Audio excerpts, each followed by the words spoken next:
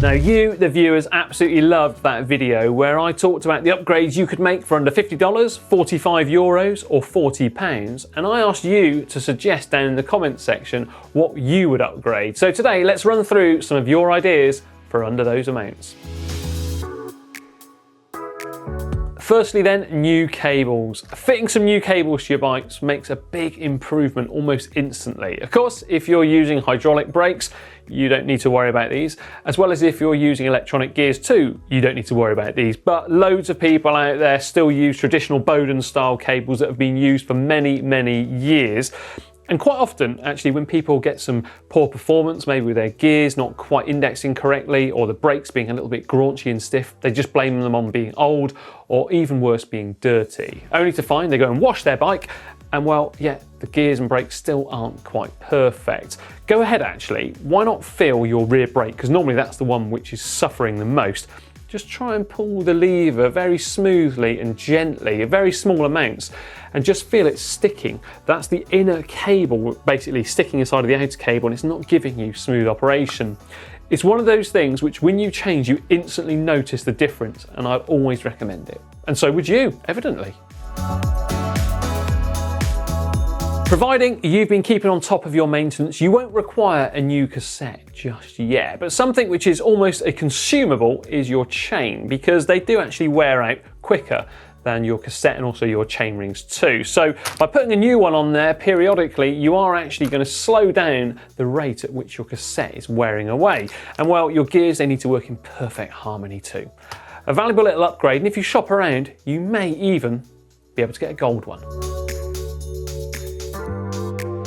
A service at your local shop could well cost you more than $50, €45 or £40, but an inspection should well fall into this price range. Now this is particularly relevant, I think, for people who aren't necessarily the most competent home mechanics, or maybe don't actually know what to look for. But the good news is, to the trained eye, us mechanics, we know exactly what to look out for. So possibly you've got some brake pads that have worn down, and well, we're going to advise to replace them before they've totally worn down and they've wrecked your wheel too, which is going to cost you even more money in the long run. Love them or hate them, mudguards, in my opinion, are an absolute essential when it comes to winter riding, and evidently loads of you thought the same too. Not only are they going to keep you nice and dry, they're also going to protect your bike from all that harsh salt that comes off of the roads during the winter months. And well, they're going to keep your clothes looking better too. Now they do come in a huge variety, from the simple basic clip-on ones to fully attached, almost permanent-like features. What you can go for really does depend on what your bike is designed to take. But if you can go for full mud guards, go for it, believe me, because my backside and my feet have never been so dry ever. Okay, so you've replaced your chain because you've listened to all of our advice over the years, but when you replaced it, did you try and turn your pulley wheels on your rear derailleur?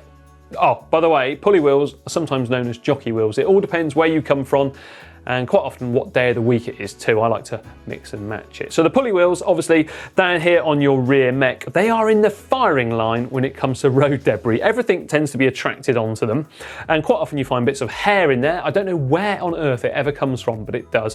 When I worked in bike shops many, many years ago, I've lost count of the number of times bikes have come in with totally worn, ground down teeth, or even shark-like profile teeth on there too, and with bearings or bushes that are totally shot and they're just not doing the job intended, providing, well, increased resistance and also really sloppy gear changes. So something like this is really worth considering as an upgrade on your bike.